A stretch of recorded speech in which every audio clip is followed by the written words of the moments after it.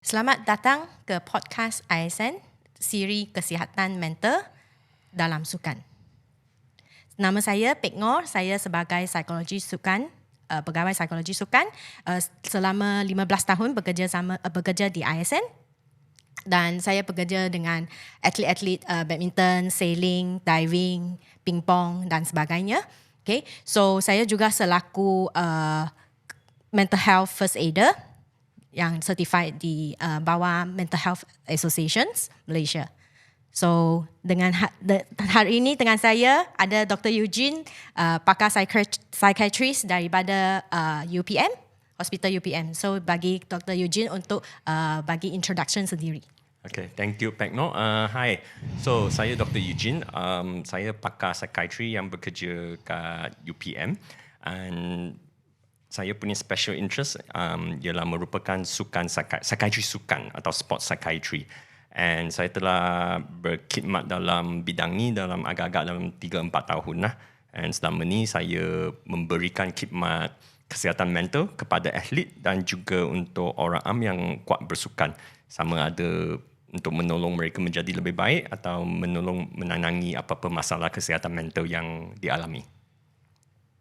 Okay, so currently kan kita punya kesihatan mental jadi satu topik yang hangat lah di kalangan Malaysia juga dan seluruh dunia. So boleh tak Dr. Eugene jelaskan sebenarnya apa itu kesihatan mental? Okay, so kesihatan mental ni kalau kita ikut WHO, dia dikompokkan bersama dengan kesihatan. Dia didefinisikan sebagai satu kesihatan bukan sahaja tanpa sakit, tanpa penyakit, tetapi kehidupan yang menyeluruh dari segi fizikal dan juga mental. And kesihatan mental merupakan seseorang yang menjaga segi psikologi, segi mental mereka walaupun tiada penyakit. So kalau kita tak ada penyakit jiwa, kita pun boleh ada masalah penyakit, masalah kesihatan mental yang terlibat, contohnya stres yang terlampau, risau yang terlampau atau dan juga masalah tidur dan lain-lain lah. So kesihatan mental ialah menjaga aspek-aspek ni semua dari sihat sampai sakit. Okay, so ada tak atlet-atlet di kalangan elite atlet kita ke atlet ke ataupun orang awam yang aktif dalam sukan ni boleh dapatkan kesihatan, ada isu-isu kesihatan mental ini? I think sebagai manusia kita memang akan ada kesihatan mental, maksudnya dari segi mental kita memang akan ada, memang akan wujud. And salah satu mitos yang selalu dipegang ialah atlet-atlet ni dia macam kita guna macam idola, macam dewa macam tu, mereka tak akan sakit. Mereka kuat semangat, kuat mental dan lain-lain.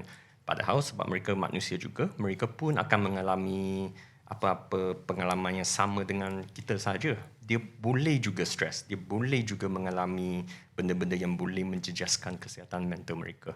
Oh, so kalau macam atlet-atlet yang sentiasa merasa macam letih, macam kurang motivasi datang untuk training, itu kira juga ke salah satu faktor-faktor yang boleh mendorong ke kesihatan, isu kesihatan mental? Dia banyak faktor. So bagi satu atlet yang kebiasaan yang kita tahu, biasanya mereka akan buat body check.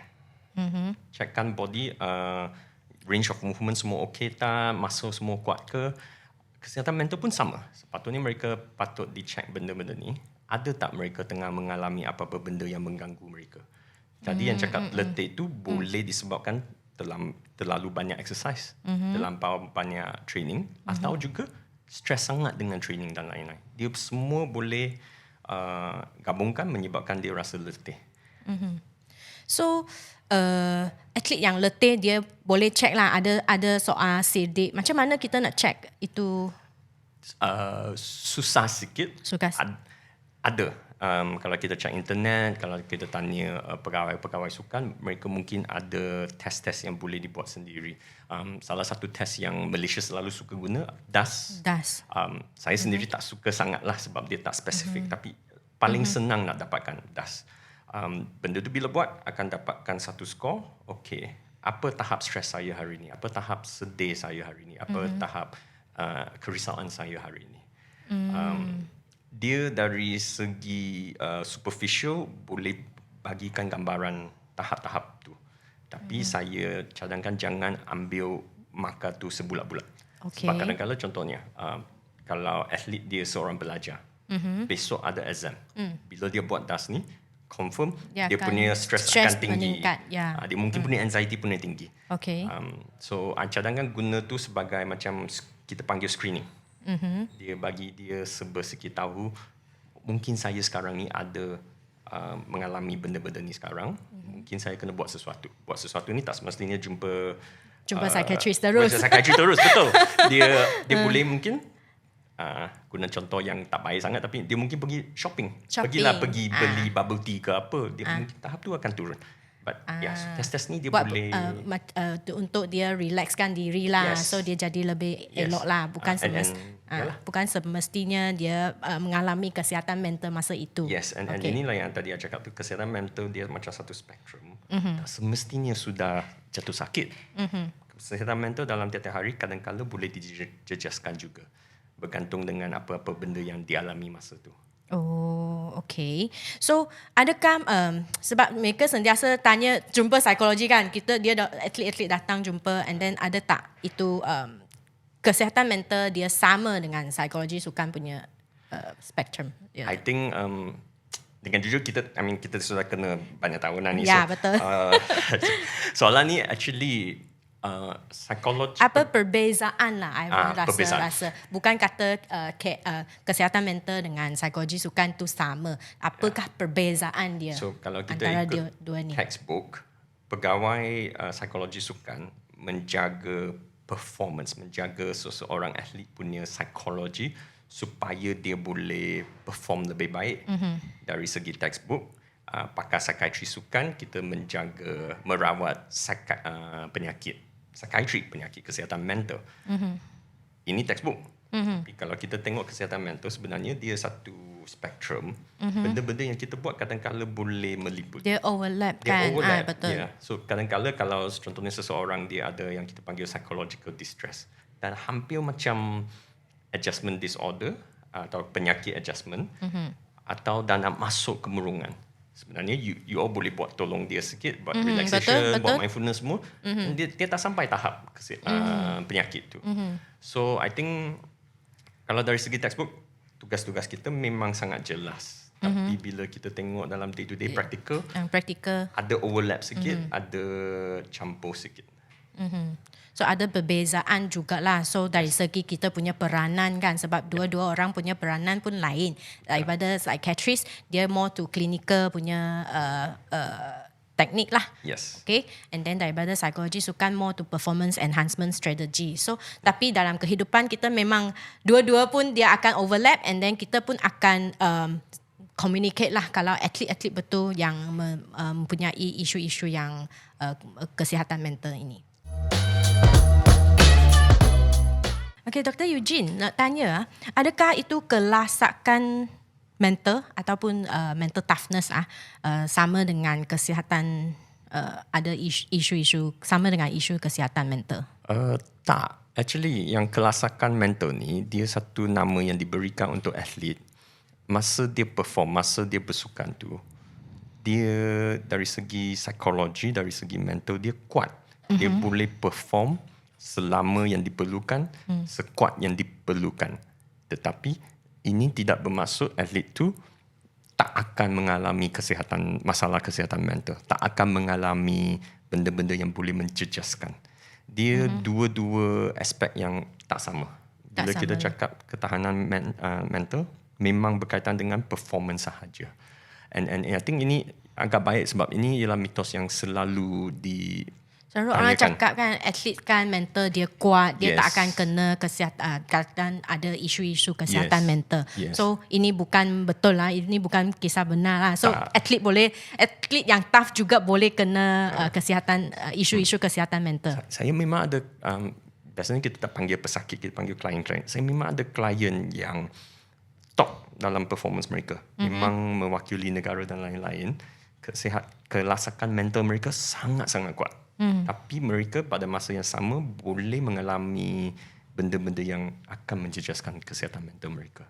Oh, so atlet yang mental kuat pun dia boleh ada isu kesihatan mental. Boleh. Right? Tapi dia still boleh perform lah. Yes. Ada tak kata macam atlet yang ada kesihatan isu mental ni dia tak boleh dapat ke performance. Tak dapat pergi competitions ke apa. So, Ada I ke think case macam ni? Selama ni bila I bekerja sama dengan ISN, kes-kes yang sering dapat ialah anxiety, kes-kes yang kemurungan. Ada satu dua kes mungkin dia ada yang kita panggil OCD. Adjustment banyak. Kes-kes ni sebab ditangkap awal, datang jumpa, kita bagi rawatan sesuai. Kebanyakan mereka lepas 2, 3, 4 sesi kita dah tak ada follow up lah sebab mereka dah sihat balik. I think kalau tak silap saya sebelum kita ada macam psychiatry sukan ni sebelum ni, dulu-dulu atlet akan dah sangat teruk baru jumpa pakar psychiatry. I think pada masa tu sebab dah terlampau serius, dah terlampau teruk, kebanyakan mereka akan drop out, tak dapat teruskan. So I think kira baik is sekarang kebanyakan orang, atlet dan you all semua, kesedaran mental ni sudah ada. Kita pick up lebih awal, pertolongan bagi lebih awal, mereka dapat memulih atau dapat membaikkan diri sendiri dari kesihatan mental lebih cepat lah. Sebab atlet kita sentiasa dia nak perform dengan sangat bagus, and then perlukan concentration yang bagus, and then dia punya disiplin pun sangat bagus. Then macam OCD punya cases macam mana, ada hint macam tips-tips untuk kita tak, untuk kita identify atlet supaya kita boleh early jumpa dapatkan nasihat daripada pakar-pakar. Actually OCD ni dia agak interesting. Kebanyakan cases yang kita dapat ni dia bukan datang sebab cakap dia ada OCD. Dia jumpa saya sebab tak boleh tidur, agak rasa cemas dengan banyak benda. Bila kita tanya banyak, lebih sikit tanya dengan lanjut, baru perasan ini OCD. And I think disebabkan idea yang you tadi cakap tu, atlet diri sendiri mungkin ada dia macam idea, ada perfectionist punya idea I kena kan. kuatkan disiplin, I kena hilangkan apa yang I terfikir tu, menyebabkan mereka tak perasan benda yang dialami itu sebenarnya menjejaskan kesihatan, kehidupan kualiti mereka, dan juga sebenarnya ada ubat yang boleh tolong. So kalau macam ubat-ubat yang doktor bagi tu, dia ada tak dalam prohibited list ADAMAS tu? Doping case. Ada. Kalau dia ada ADHD, kita bagi yang kita panggil stimulant, Ritalin, atau nama saintifik dia methylphenidate. Saya diri sendiri tak pernah lah sebab kebanyakan klien saya dah agak dewasa. Tapi kalau guna tu, then kena dapatkan exemption lah, yang TUE tu. Ubat-ubat biasa, contohnya ubat kemurungan, ubat menolong menyenangkan, yang kita panggil benzodiazepine, tak ada dalam list. Tak ada dalam list. Tak ada dalam list. Doping. And sebenarnya kalau digunakan dalam senario yang sesuai, actually boleh tolong atlet untuk mendapatkan performance yang lebih baik. Malaysia sebab kita masih baru, tak banyak example lah. Tapi kalau tak silap saya, negara lain dia memang akan ada satu pakar psikiatri yang mungkin akan bagi ubat-ubat ni sebelum pertandingan. Sebab dia tak ada dalam list.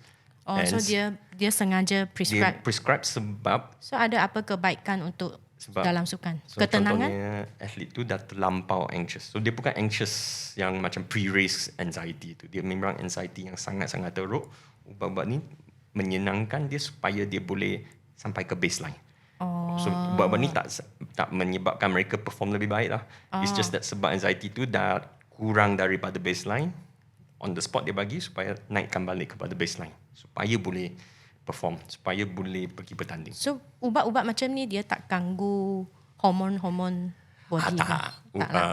Ubat kita yang biasanya kita bagi ni, dia punya efek kebanyakan dalam minda, dalam otak, and dia tak beransuran hormon. Kalau hormon, I think prohibited list dah dalam lama lah, list dah lah cakap kan. tak boleh lah. Contoh macam steroids tu semua.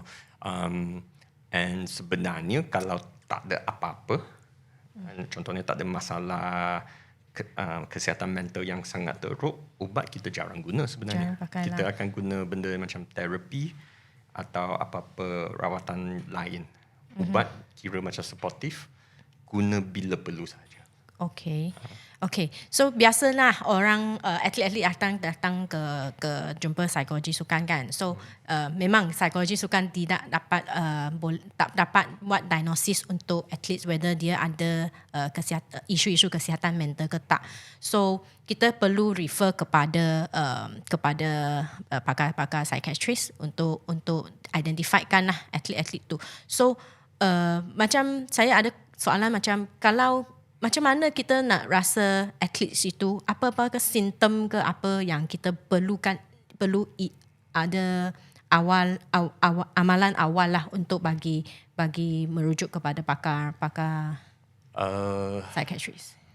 Kalau tanya I is bukan rujuk tiap-tiap kali rasa risau. Okay. Kalau tanya I is you boleh buat dia ada benda-benda duration tak? Bukan macam duration tapi screening. So kita screening, tengok tahap benda yang dialami tu, tahap penjejasan tu dah berapa teruk. Kalau contoh tak boleh tidur minggu tu sahaja sebab stres, mungkin tak payah jumpa lagi. Tapi kalau dah terlampau teruk sampai perform pun tak boleh, then baru refer. And of course kalau in doubt, kalau ragu-ragu sikit, mesti refer lah. Ada beberapa test sebenarnya yang boleh digunakan, macam tadi kita cakap DAS tu. Kita pun ada screening test yang lain yang boleh screen untuk beberapa masalah kesihatan mental lah. Tapi dalam pandangan saya, bukan semua kena refer lah. Memang kebanyakan boleh diuruskan. Kalau dia psychology distress yang tahap rendah, you boleh buat benda-benda yang boleh sokong mereka. So kalau macam atlet-atlet yang kita rasa ada isu, kita cuba gunakan psychological skill yang boleh pakai, seperti relaksasi, mindfulness. Kalau diorang dah okay, then tak payah refer. Kalau serius tak boleh, then baru kita akan refer kepada psychiatrist. So salah satu alaman yang doktor-doktor sini, biasanya mereka sebelum refer dia call. Dia tanya saya pendapat saya, kita ada ni, and then kita bincang lah. Kadang-kadang tak sampai jumpa saya, kita cakap okay, cuba buat ni dulu. Kita tengok macam mana. So dia boleh ada perbincangan juga. Okay, so kita kena bincang dengan psychiatrist dulu sebelum hantar atlet-atlet ke hospital untuk rujukkan ke pakar. Dr. Eugene, nak tanya pasal ketagihan ni akan jadi isu-isu kesihatan mental tak? Ketagihan ni ada. Dia memang bawa psychiatry. Tapi dari segi sukan, dia ada dua aspek lah yang I boleh terfikir. Satu, ketagihan sukan yang sebenarnya jarang kita dengar, tapi boleh berlaku terutamanya di kalangan atlet tak banyak, tapi kalangan orang umum yang kuat sangat bersukan sampai terjejas dia punya kualiti kehidupan. Itu tak banyak, sangat jarang.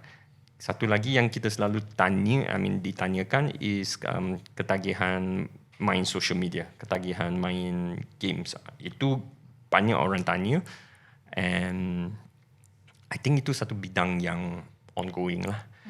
Kalau kita ikut textbook, ada sesetengah yang sudah cakap tak ada benda ni. Ketagihan e-games ni tak wujud. Ketagihan internet wujud. Sebab ada macam atlet kan, atlet kita dia walaupun dia training siang hari, dan malam-malam dia orang main game dalam handphone ni, dan sampai 3-4 pagi tak tidur. Ini jadi macam habit mereka. So saya tak tahu dia boleh menyebabkan mereka ada isu-isu kesihatan mental ke tak. So macam mana kita nak tolong mereka? Kalau kita guna perkataan orang-orang muda, ini kira FOMO lah, fear of missing out. Betul, boleh menjejaskan performance atlet kalau dia main phone sampai tahap tak tidur, tak cukup tidur, atau dia main phone sampai terlampau banyak sehingga benda-benda lain dijejaskan. Tapi ini bukan ketagihan. Ini actually macam yang kita cakap benda ni, dia main phone ni kira social media, sejenis alat yang kita boleh gunakan untuk bersosial. And semua orang, saya, kita pun main phone, memang guna ya, untuk betul. sosial. Tapi dalam kehidupan satu atlet, kena fikir dalam 24 jam tu berapa jam sudah pergi training, berapa jam sudah berjauh dengan phone. And so dia guna masa contohnya sebelum tidur lah, untuk catch up. I think kalau seseorang atlet bila kegunaan phone dia sampai menjejaskan dia punya performance, menjejaskan dia punya tidur, mungkin kena bincang sikit dengan dia. Tapi bukan ketagihan lah. It's just mungkin bincangkan balik, adjustkan sikit macam mana nak sesuaikan diri supaya social tak diabaikan, tetapi kegunaan phone tu digunakan boleh dengan munasabah. Boleh dikawal, digunakan dengan munasabah. Salah satu lagi ialah phone, gadget-gadget elektronik ni, sebab lampu dia memberangsangkan. Kalau guna sebelum tidur, lagi dia susah akan nak masuk efek lah, tidur. kita tak boleh tidur dengan lena. So Betul. dia akan lagi efek dia punya tidur tu. So, benda-benda ni kena dibincang, diajar kepada ahli-ahli lah. And harap-harap mereka tahu lah.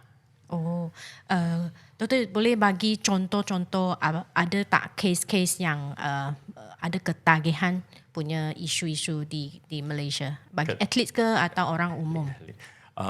Ketagihan sukan textbook ada, memang tak pernah jumpa lah. Ketagihan e-games I think kuat, selalu ditanya. Saya sendiri tak pernah jumpa. Tapi yang komplain-komplain soalan ni yang ditanyakan memang kerap ditanya. Dia ada perbezaan dengan seseorang yang main game dengan khusyuk dan juga orang yang main game sampai kehidupan dia dijejaskan. Kebanyakan orang-orang muda yang kuat main game ni, dia main game sebab dia berminat. Dia pun ada elemen-elemen sosial juga. Dia main game supaya ada kawan. Ada kawan, betul. Kawan saya main, saya pun main. Yes. So kalau dia boleh buat benda-benda tu, main game 2, 3, 4 jam sehari, tetapi dalam sekolah tak ada masalah. Homework semua habis. Exam, peperiksaan semua masih cantik. Sebenarnya itu tidak ketagihan. Tetapi kalau dia main sampai sangat-sangat bermasalah untuk berhenti, tak nak pergi sekolah, dia punya peperiksaan punya markah semua dah turun, itu baru mula-mula yang kita panggil ada tanda-tanda masalah. I cakap tanda-tanda masalah bukan ketagihan, sebab kadang-kala orang-orang muda ni dia macam ni sebab dia mungkin ada masalah lain. Contohnya masalah ADHD, masalah kemurungan, masalah anxiety juga boleh. Benda-benda ni boleh menyebabkan dia guna phone tu sebagai satu cara melepaskan diri. Tu. Kalau untuk dewasa, jarang lah dewasa ada ketagihan lah. Biasanya sebab kena cari wang semua, dia tak lah. Semua pakai phone kan yes. sekarang. Tapi kalau seseorang dewasa pun dia main game tu sampai kualiti kehidupan dia dijejaskan, dan dia mungkin kena dapatkan rawatan. Tapi kebanyakan macam orang-orang muda ni, dia pun mungkin ada masalah lain. Contohnya masalah anxiety, masalah kemurungan yang menyebabkan dia terkusyuk dengan game ni sampai begitu teruk. Ketagihan tu ada, tapi tengok buku mana you tanya. And buat masa sekarang ni kita ada masalah kriteria untuk ketagihan dia bergantung kepada case-case yang tertentu sebab lah kebanyakan kan. mereka cakap kita guna berapa masa dia main. Tapi sebenarnya kita ada orang pun main 8 jam, 10 jam okey aja. So itu menjadi macam satu kriteria yang belum ditentukan lagi lah. I rasa dalam setahun 2 tahun ni kriteria tu akan fix lah. Tapi buat masa sekarang ni tak ada kriteria untuk cakap ada e-games punya ketagihan. Dr. Eugene, apakah kekangan yang paling besar bagi kesihatan mental di Malaysia ini? Boleh terangkan sedikit Ini pasal untuk isu ini? atlet-atlet ke? Untuk atlet ke, untuk orang umum ke? Apakah dia punya kekangan yang sekarang? I rasa sejak pandemik, kesedaran mental memang dah menaik lah. Hampir lebih banyak orang bercakap. Kita tengok surat khabar, media memang kebanyakan ada banyak orang tanya dan bercakap, berbincang juga. Tapi masalahnya kefahaman kesihatan mental ni atau penyakit mental ni masih tak capai tahap yang memuaskan. Contohnya, kalau kita tengok surat-surat khabar tempatan, sangat cepat. Kalau ada benda yang tidak diingin berlaku, tiba-tiba ada satu ayat orang tu dipercayai ada masalah mental. Benda yang negara lain tak buat, tapi negara kita. Benda-benda ni yang kita panggil stigma. And stigma ni dia menyebabkan orang takut nak dapatkan rawatan. Nak jumpa. Dalam ahli-ahli pun sama. Mereka tahu ada kesedaran mental memang, kita pernah buat research dalam Malaysia, memang sangat tinggi kesedaran mental ni dalam ahli sangat tinggi. Tapi bila nak pergi menjumpa rawat, mendapatkan rawatan, bercakap pasal tu, mereka takut. Takut nanti diabaikan, dikeluarkan daripada pasukan. Takut nanti kena makan ubat, ketagihan ubat pula. Benda-benda mitos ni. So benda ni pun macam kurang kesedaran kepada jurulatih kalangan-kalangan yang organisasi dalam sukan lah, betul tak? Untuk setuju. jumpakan pakar-pakar yang boleh membantu dalam kesihatan mental ni. Yes, itu sangat-sangat penting. I rasa kesedaran ada, tapi kesedaran yang mencukupi tak sampai lah. Tak ada lagi. And I rasa memang dari segi sukan memang kita kena buat lebih banyak aktiviti yang boleh menaikkan kesedaran. Yeah. So macam khusus untuk mental health first aid ni sesuai tak untuk atlet-atlet dengan jurulatih di kita ada mereka? banyak. I think rasa training your mental health first aid ni dia salah satulah dari khusus yang boleh mengajar you all mengenal pasti pasal kesihatan mental. Ini kira masalah mental lah. Dari segi awal tu sesuai untuk mereka jugalah. Yes. Okay. And kalau tak nak khusus sangat nak yang spesifik buat macam kesedaran senang aja. Minta atlet-atlet klien-klien, bukan minta klien saya lah, tapi atlet-atlet yang pernah dapat pengalaman berkaitan dengan kesihatan mental untuk cakap, untuk bersuara, untuk bagi tahu mereka, bagi tahu keperluan mereka dan pengalaman mereka. Setakat ni kat Malaysia, kebanyakan atlet yang akan bersuara is atlet-atlet selebriti. Dia tahu dia tak akan ada apa-apa kalau dia bersuara, atau atlet-atlet yang sudah bersara. Okay. So atlet-atlet yang sekarang tu boleh jugalah mereka bersuara jika mereka ada isu-isu kesihatan mental. Sepatutnya lah. And kalau boleh mungkin ada polisi atau sistem yang boleh protect mereka supaya mereka selamat. Bila selamat. Kita pun ada kod sukan selamat. So tak risau jugalah untuk atlet-atlet kita kan. Okay, so sebenarnya kita dalam ISN pun kita ada khusus-khusus mental health first aid untuk atlet-atlet, untuk orang awam dan juga untuk jurulatih organisasi. So siapa-siapa berminat boleh hubung dengan Institut Sukan Negara, okay, atau hubungi saya, okay. Dan juga kita terima kasihlah kepada Dr. Eugene untuk podcast hari ini yang dapat memberi sedikit sebanyak penjelasan mengenai kesihatan mental di dalam kalangan sukan kita. Okay, so atlet boleh ada isu-isu kesihatan mental, tetapi jangan risau sebab kita akan communicate dengan pakar-pakar psychiatrist untuk membantu mereka. So atlet boleh bersuara, okay, dan kita ada safe spot untuk membantu atlet-atlet juga. Sekian, terima kasih.